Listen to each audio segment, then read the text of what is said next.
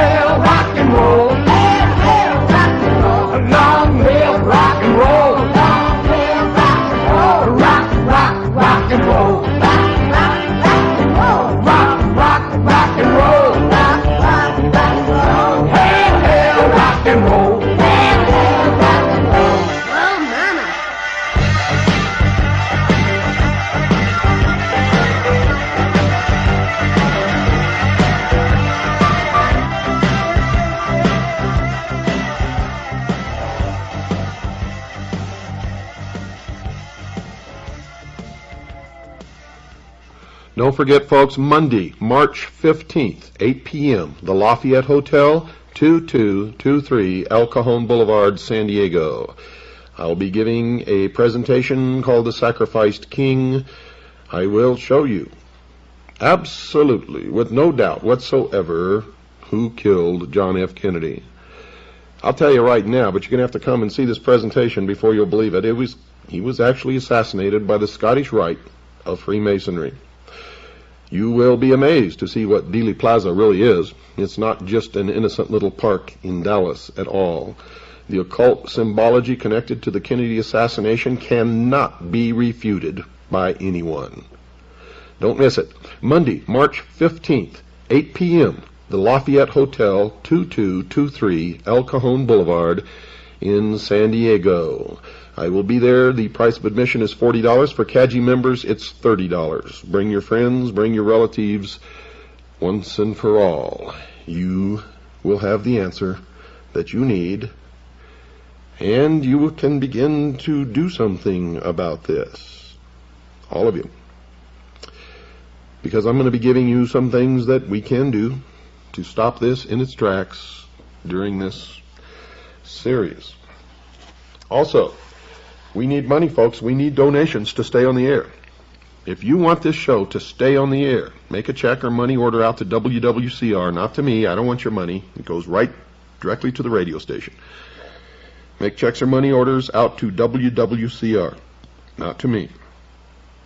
Send them to Stan, Post Office Box 889, Camp Verde, Arizona, 86322. That's Stan, Post Office Box 889, Camp Verde, Arizona, 86322. Or you can call Stan and talk to him, ask him to send you a packet of information. His number is 602-567-6109. That's 602-567-6109. Now, if you'd like to join CAGI, that's the Citizens Agency for Joint Intelligence, send $45 along with your name and address. Tell us you want to join CAGI, and we'll put you on the rolls. Now, if you live in another country outside the United States, the membership fee is $55, and yes, you too can join. We're interested in saving the Constitution, the United States of America, and freedom for the world, so you're not left out no matter where you live. Okay? If you're interested in purchasing my book, Behold a Pale Horse, which has many of the answers in it that you're all looking for. If you're a CAGI member, it's $25. That includes postage and handling. If you're not a CAGI member, it's $30, and that includes postage and handling. Send it to the same address, to Stan, Post Office Box 889, Camp Verde, Arizona, 86322. Now, at the Lafayette Hotel that weekend, the 12th, 13th, 14th, and 15th, we'll be there. We'll have a table. My books will be there. Also, tapes of the Kennedy assassination will be there. Also, tapes of my Atlanta lecture, which is over 7 hours in length. They will be there. If you like to get a copy of those, also my book, Behold a Pale Horse. So I hope to be able to see you there. I want to see CAGI members for sure, and anybody that's a listener to this program. I'd love to meet you, shake your hand, talk, and I'm going to be making myself available to spend with you people when you come. Now, this is a conference. It's called the National New Age and Truth About UFOs Conference. I have nothing to do with the New Age movement, folks, and I am not a ufologist. I have nothing to do with that. But I have been invited to give a presentation on Monday night at 8 p.m., and I'm going to be there and do that. You see, I'll go anywhere and talk to anybody. I love people. My mission is to deliver a message to everyone.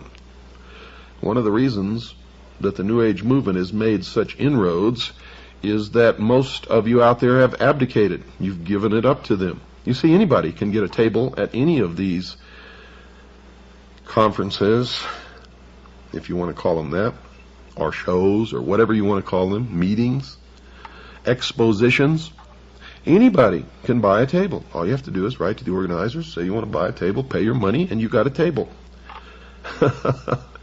It's simple. I know that these people are just as misled as everybody else, so I want to talk to them too. I'll talk to anybody. You want me to come to your town? Call Stan. Ask him how to do it. You can get me to your town too to speak. Folks, something is wrong in America, no doubt about it. There's a new religion appearing. Many of you call it the New Age religion, and it appears to be the exact opposite of the Old Age religion, meaning the religion of the Jews and the Christians. It's not really that different. I've studied it. I've talked to people who practice it. They claim it's not a religion, but it is. Christ has ceased to become a man, the Son of God, the actual manifestation of God in the flesh on earth, and has become the consciousness, the Christ consciousness. And anyone can be Christ if they have this Christ consciousness in the New Age religion.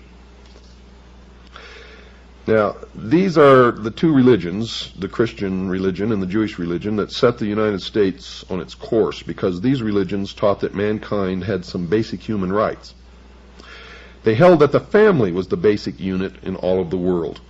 They believed in the right to private property. They believed in the unalienable, which is defined as being incapable of being surrendered, right to life. They held that each person had the right to worship their God, and they held that all had the right to freedom of association, as shall be so disclosed during this series. These positions were deemed to be self-evident by those who wrote the American Declaration of Independence and the Constitution, and became the cornerstones of the American civilization. The term self-evident, folks, means that these human rights were not worthy of debate because they stood on their own, simply because they were true. They could not be debated because they were creator endowed by God. Yet, folks, today these cornerstones of American life are no longer self-evident to many. They are being publicly discussed. People and organizations are now debating whether an individual has the basic human rights to life, liberty, and property. There's a great danger in this. Friedrich Wilhelm Nietzsche, a German philosopher and one of the teachers of many of the world's leading communist revolutionaries and international socialists, put the argument quite succinctly in this statement, quote, "I condemn Christianity. I raise against the Christian church the most terrible of all accusations that any accuser uttered. It is to me the highest conceivable corruption," unquote. Remember, the priests, the initiates of the mystery schools, believe that Christianity is a corruption of the mysteries, the worship of Lucifer, represented by the sun, the light, Osiris.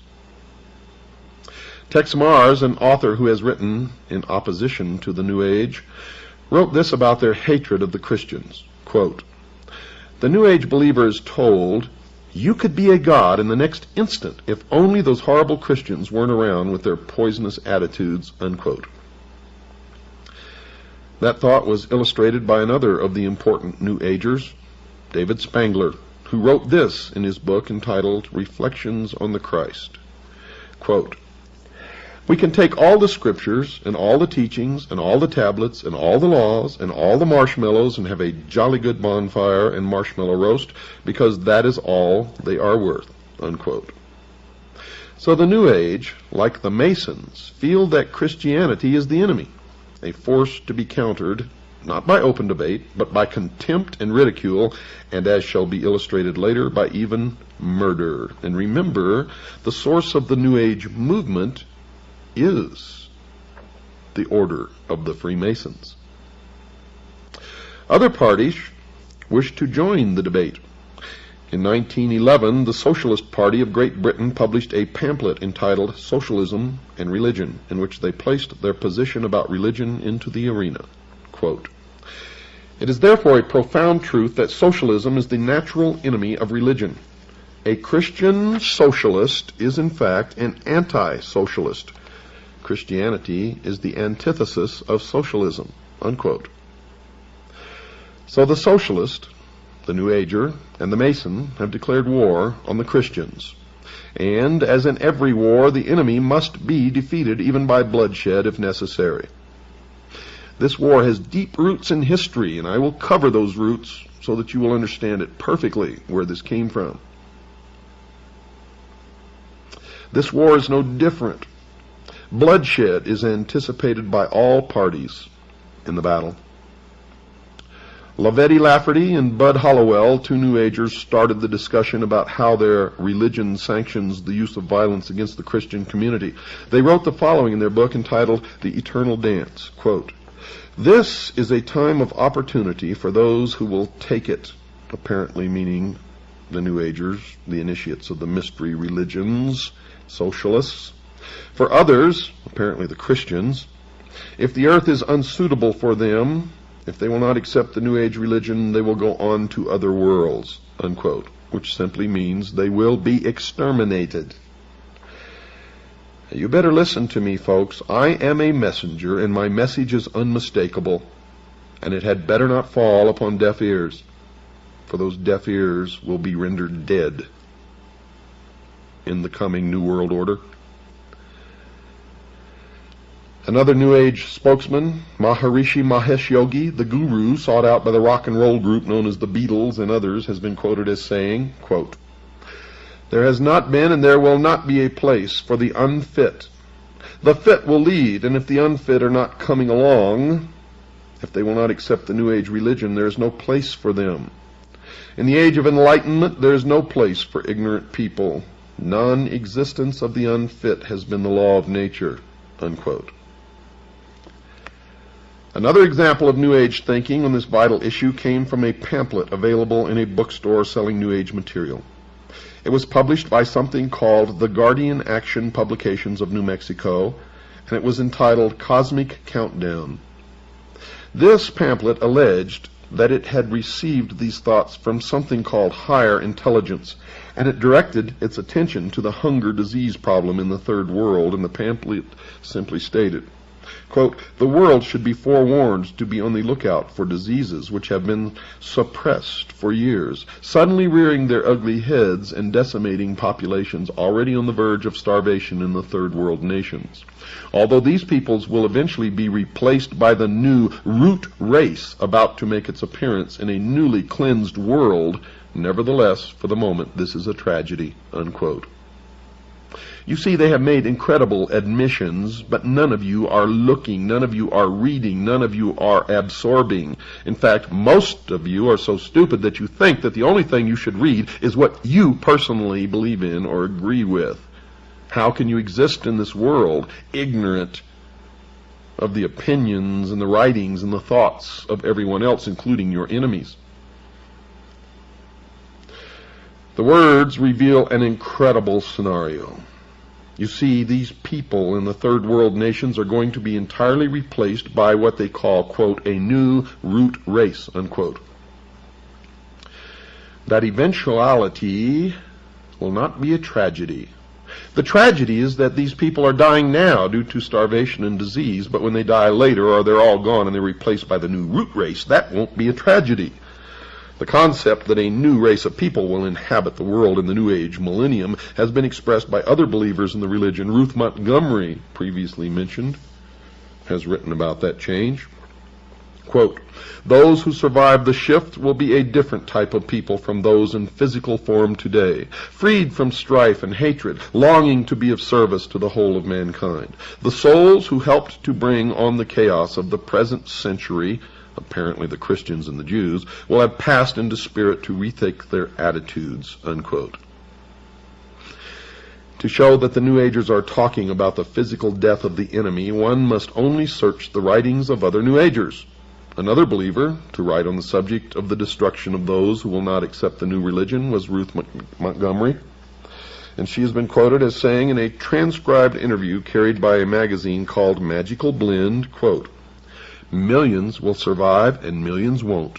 Those who won't will go into the spirit state because there is truly no death," unquote.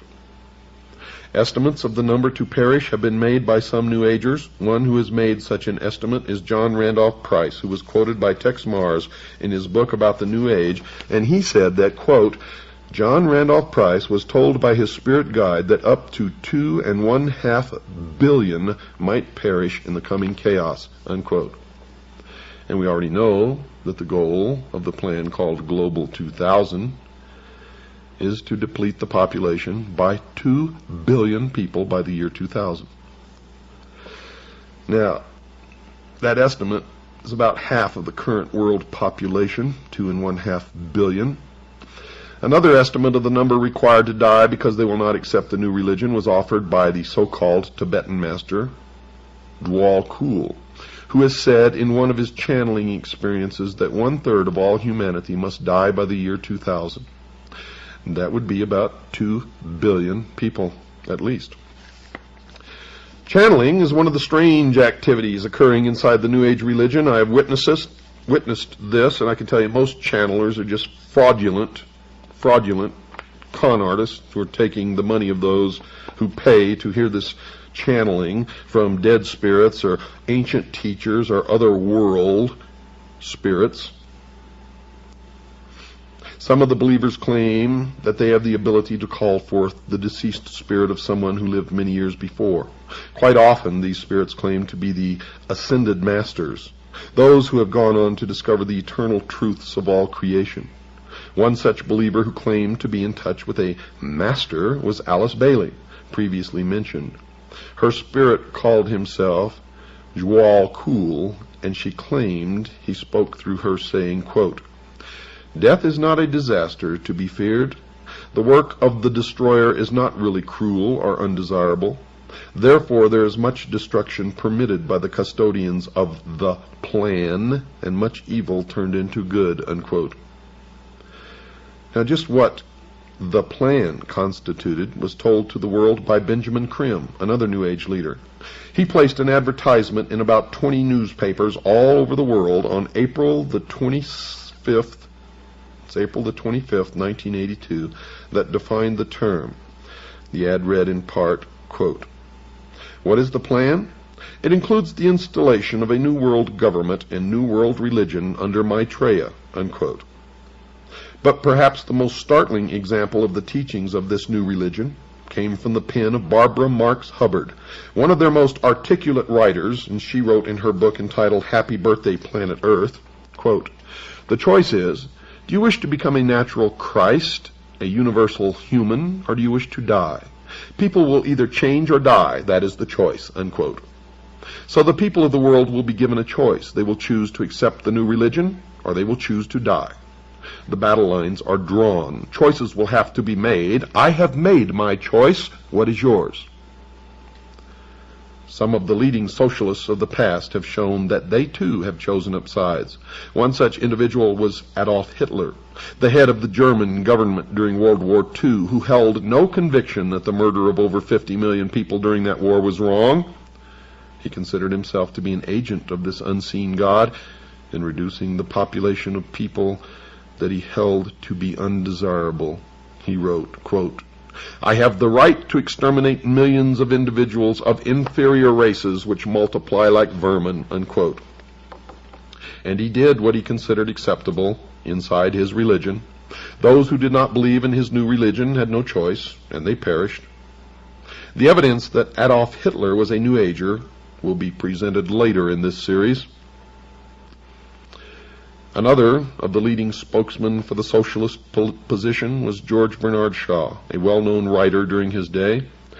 He wrote a book entitled The Intelligent Woman's Guide to Socialism, in which he stated, quote, I also made it quite clear that socialism means equality of income or nothing, and under socialism you would not be allowed to be poor.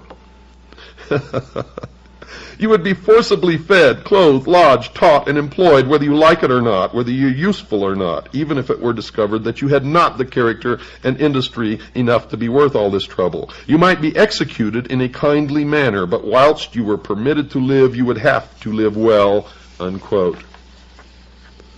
Socialism is the greatest perversion, deception and lie that has ever existed on the face of this earth, and has brought nothing but misery, death, poverty to people who have been subjected to its cruelties.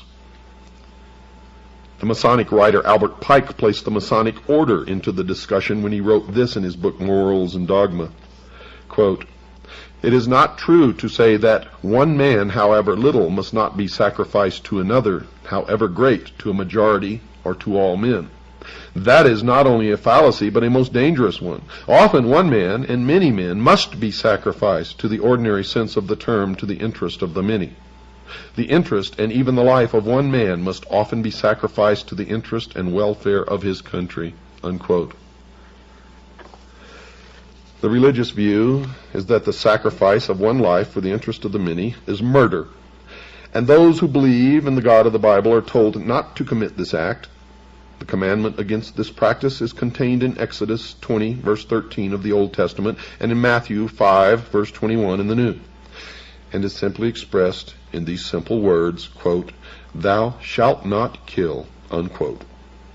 The principle is easy to understand. No person has the right to take the life of another. This understanding is nearly worldwide. There are, of course, cultures that have determined that human sacrifice, cannibalism, and murder are acceptable forms of behavior, but these are rare in the history of man. But here we are being exposed to a whole new religious view, one growing daily in size and stature that openly advocates the wholesale slaughter of entire races of people. Adam Weishaupt, the founder of the Bavarian branch of the Illuminati, has also endorsed this new conviction that murder was not improper by including it in the initiation ceremony into the order. He has his initiator tell the initiate, quote, "Behold our secret. If in order to destroy all Christianity, all religion, we have pretended to have the sole true religion, remember that the end justifies the means, and that the wise ought to take all the means to do good which the wicked take to do evil." Unquote. The initiate was told that he may use whatever means, murder included, to achieve the goals of the association that he was joining, and that the major goal of the Illuminati was the destruction of all religion, including Christianity. That meant that if Christians physically stood in the way, they would be removed by simply murdering them. Weishaupt even went so far as to say that anyone not willing to take the life of another was unfit to join the Illuminati. He wrote the following in a letter to a fellow member in 1778, quote, "No man is fit for our order who is not ready to go to every length," unquote. Weishaupt wrote that again, this time using different words, quote, "This can be done in no other way but by secret associations, which will by degrees, and in silence, possess themselves of the government of the states and make use of those means for this purpose which the wicked use for attaining base ends," unquote. Now Weishaupt, folks, was aware of the enormous power of government, and he desired its power for his members. He committed his organization to its infiltration. Then he committed it to unspeakable purposes, anything that would further the goal of the Illuminati. He even went on to grant permission to his members to distort the truth by lying if it would further their goals. He wrote this, quote, "There must not a single purpose ever come in sight that may betray our aims against religion and the state. One must speak sometimes one way and sometimes another, but so as never to contradict ourselves, and so that with respect to our true way of thinking we may be impenetrable," unquote. And you wonder why politicians continually lie and continually break their promises. And no matter who you elect, Republican or Democrat, it doesn't make any difference. Perhaps a perfect example of an oath that these initiates take somewhere along the road to the pinnacle inside the secret society was given in a book written by George Orwell entitled 1984. Mr. Orwell has an initiate into a secret society called The Brotherhood in his story ask these questions. Quote, "Are you prepared to give your life?" Are you prepared to commit murder? Are you prepared to commit acts of sabotage which may cause the death of hundreds of innocent people? Are you prepared to betray your country to foreign powers? Are you prepared to cheat, to forge, to blackmail, to corrupt the minds of children, to distribute habit-forming drugs, to encourage prostitution, to disseminate venereal diseases, to do anything which is likely to cause demoralization and weaken the power of the people? Are you prepared to commit suicide if and when we order you to do so? This, folks, is an example of the philosophy that the ends justify the means. The initiate should do as he was required as long as the act benefited the brotherhood. There is no morality under such an oath. So murder of the unfit, those unwilling to adopt the new religion, will be acceptable, and those who do the annihilating are to feel no remorse. In the view of the New Age religion, the murderers have served mankind well. But this callous disregard for the right to life of every human on the face of the earth has been predicted before in the New Testament. John was moved to write in John chapter 6, verse 12, quote, "Yea, the time cometh, that whosoever killeth you will think that he doeth God service," unquote. The New World Order, ladies and gentlemen, will sail in on a sea of blood. We have to take a short break now, folks. Don't go away. I'll be right back after this short pause. Can you hear me in the booth? Loud and clear, Lisa. Oh, good. Thank you, sir, for letting me be in a real studio. It's a genuine thrill, sir. Could I trouble you with one request? Sure thing. No synthetic sound, please. I want all live musicians.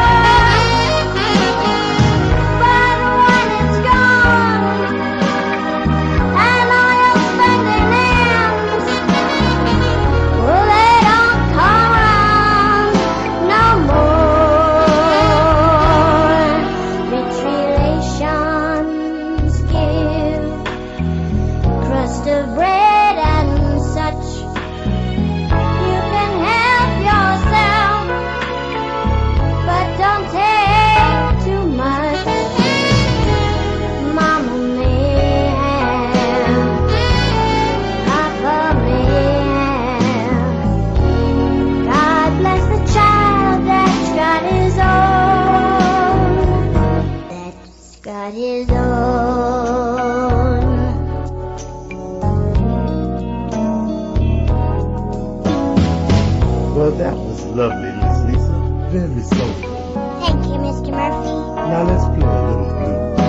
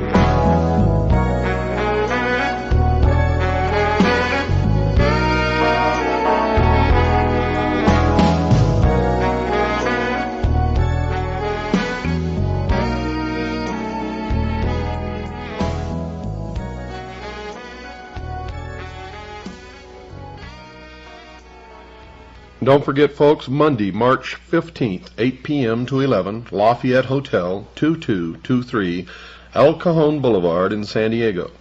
That's Monday, March 15th. I'll be there from 8 to 11, the Lafayette Hotel, 2223 El Cajon Boulevard, San Diego. I'm going to present a lecture with quite a bit of videotape entitled The Sacrificed King, and prove to you once and for all beyond any shadow of a doubt that John F. Kennedy was not killed by our government, but by the mystery schools, specifically the branch known as the Scottish Rite of Freemasonry.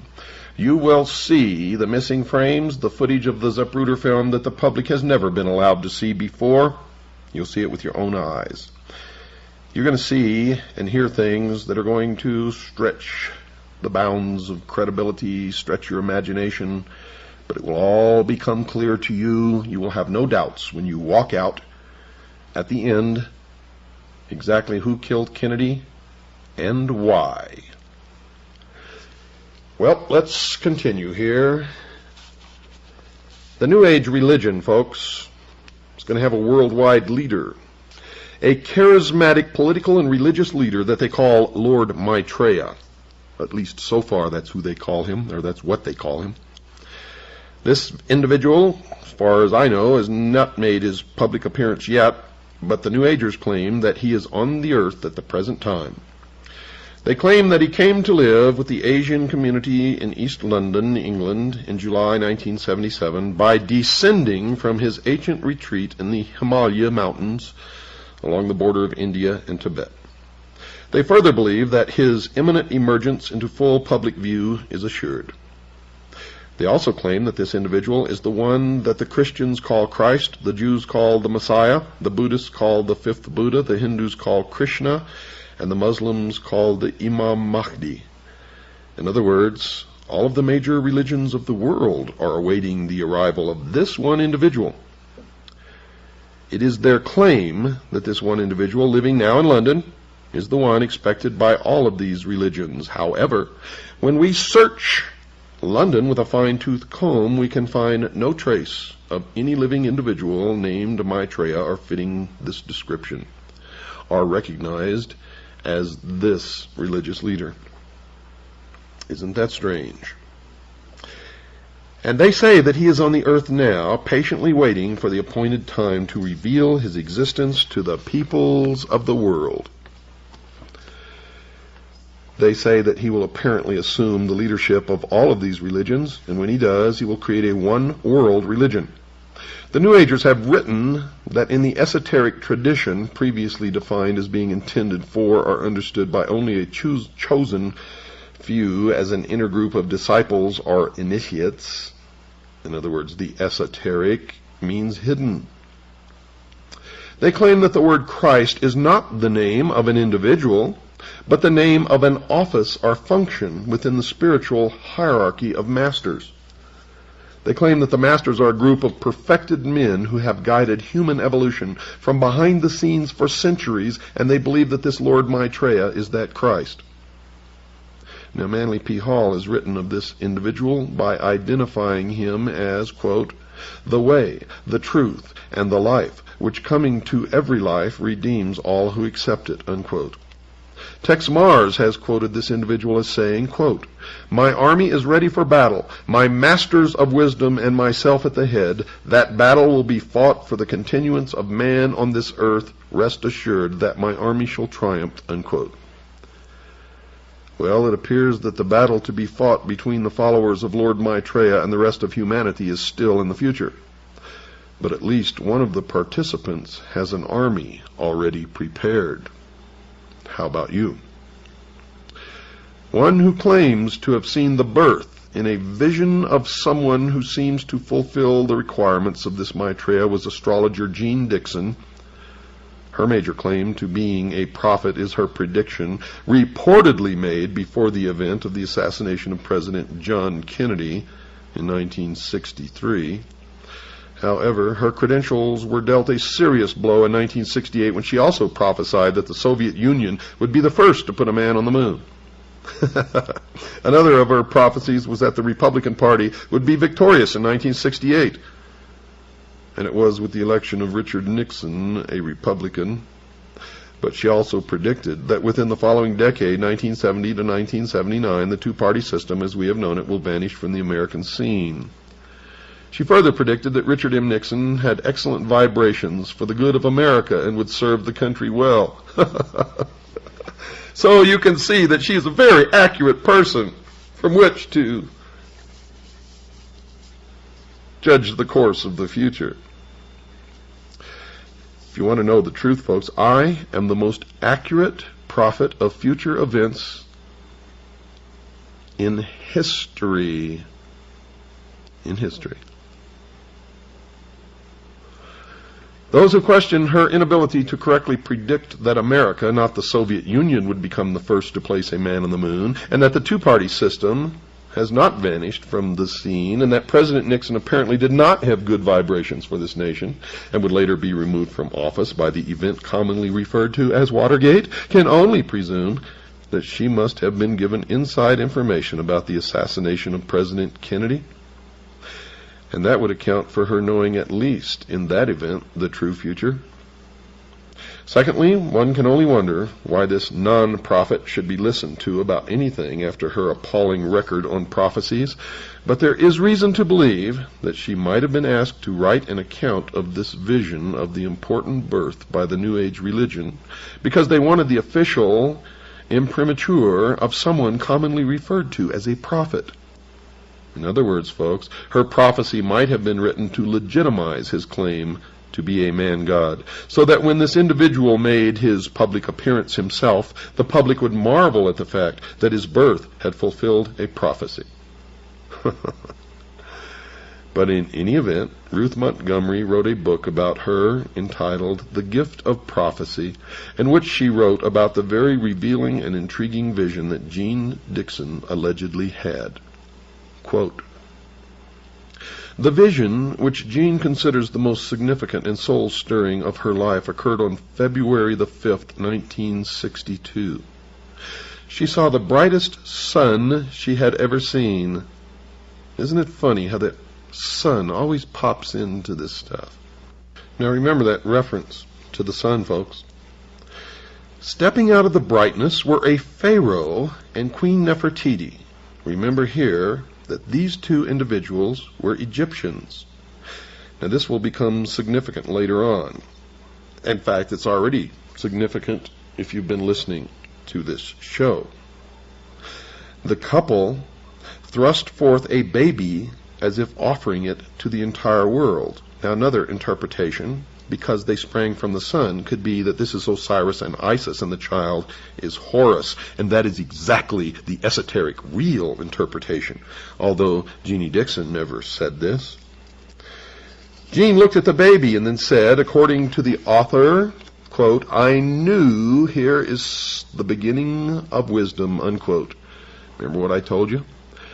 Osiris is the doctrine, Isis is the church, the child Horus is the body of illumined initiates. So what Ruth Montgomery wrote can be summarized as follows. A sun deity gives the world a child from Egypt who possesses enormous wisdom, and this event allegedly took place on February the 5th, 1962. The interpretation of these symbols have already been discussed and will continue to be discussed during this series, and the significance will be plain to all. Jeane then says, quote, "A child born somewhere in the Middle East shortly after 7 a.m. Eastern Standard Time on February the 5th, 1962, will revolutionize the world. Before the close of the century, he will bring together all mankind in one all-embracing faith. Mankind will begin to feel the great force of this man in the early 1980s, and during the subsequent 10 years, the world as we know it will be reshaped into one without wars and suffering.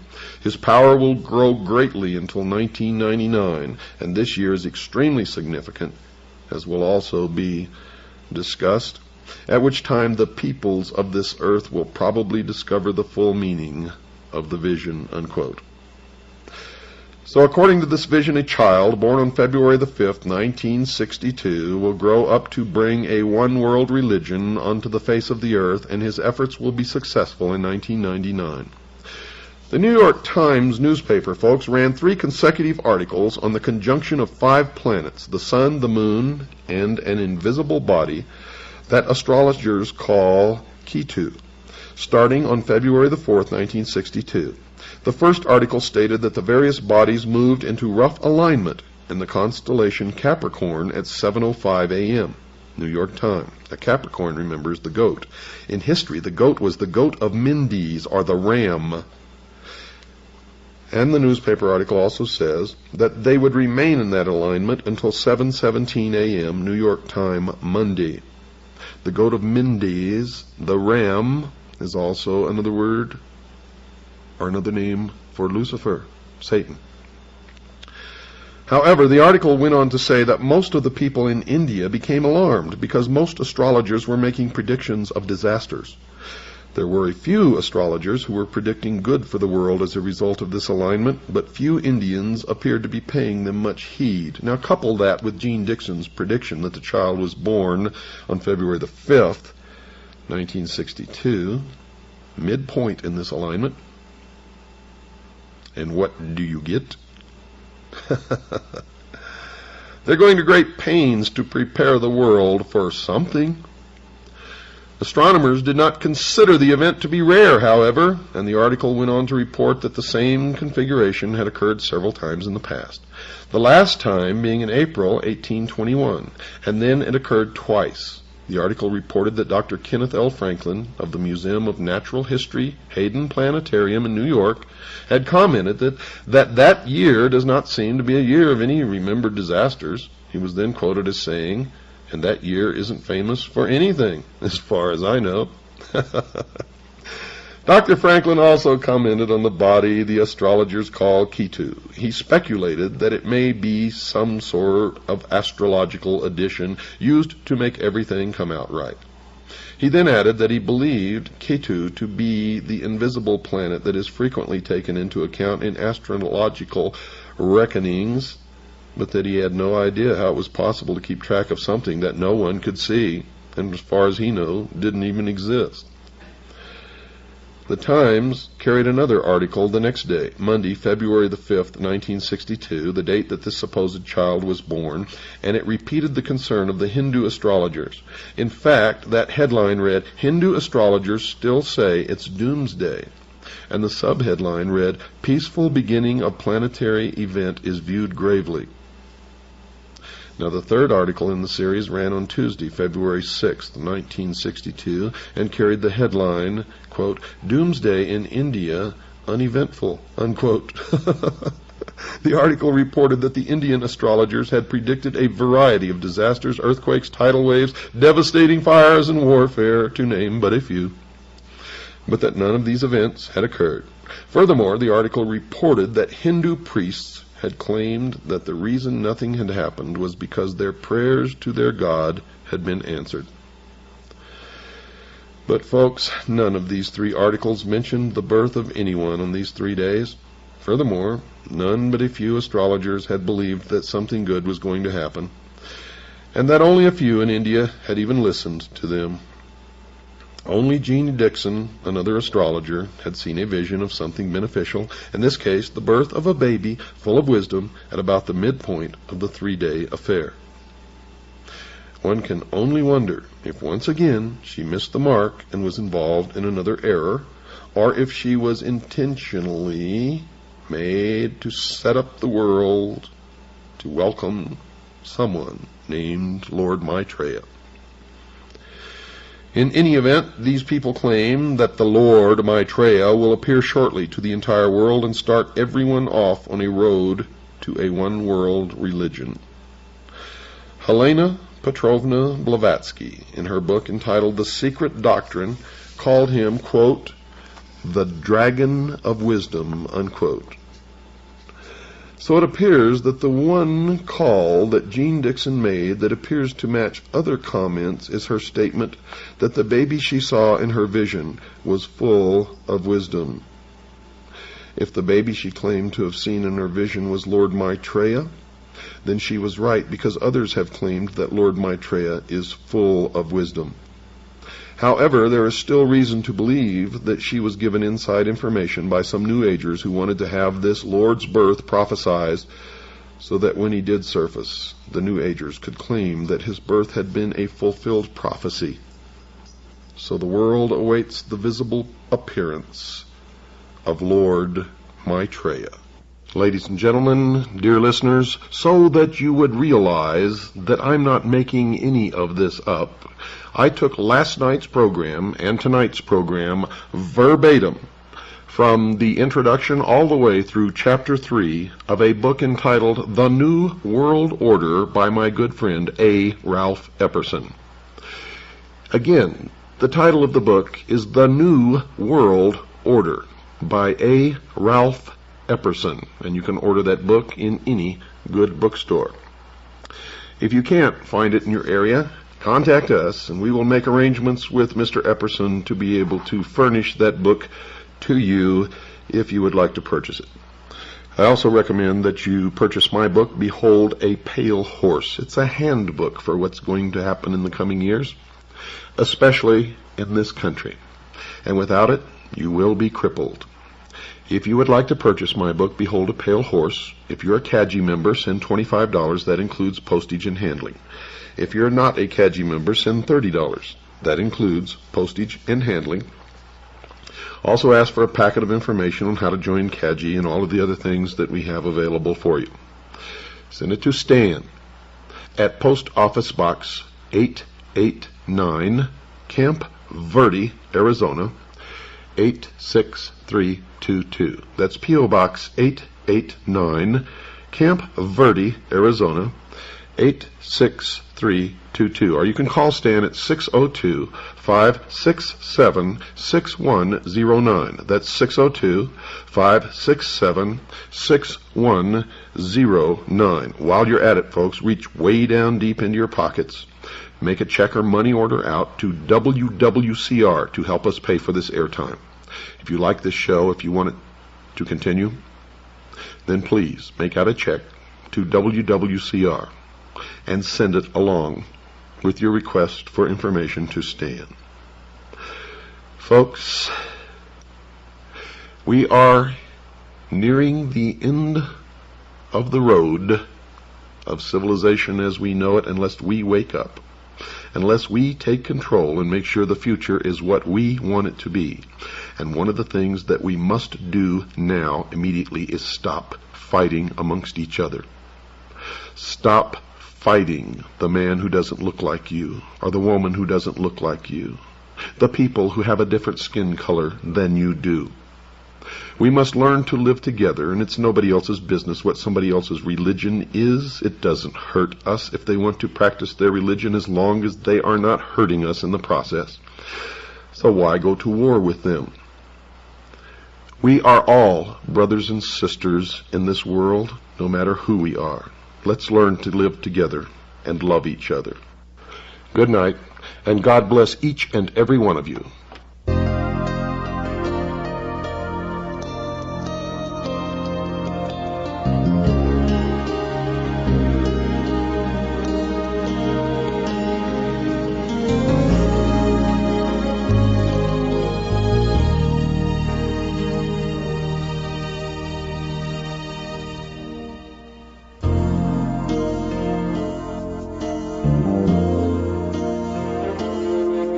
Our life is so confusing, no reason and no rhyme.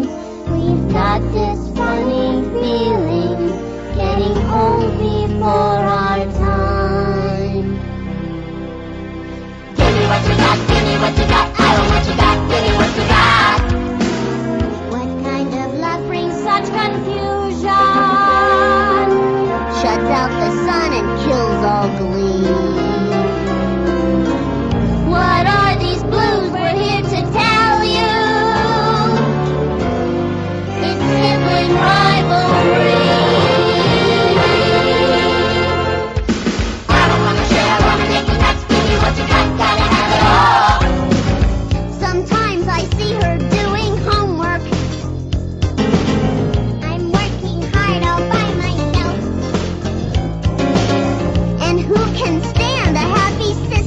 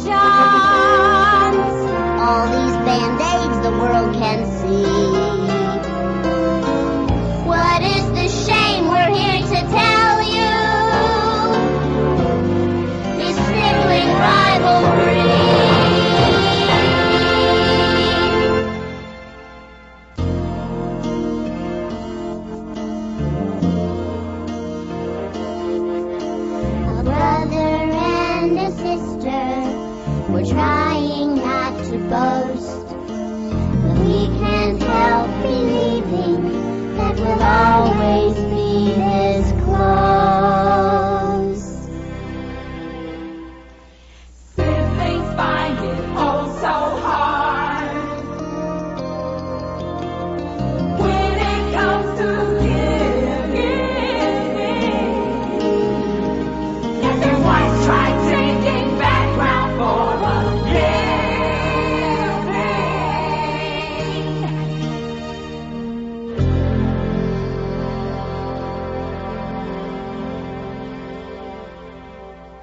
A brother and a sister, we will always be this close.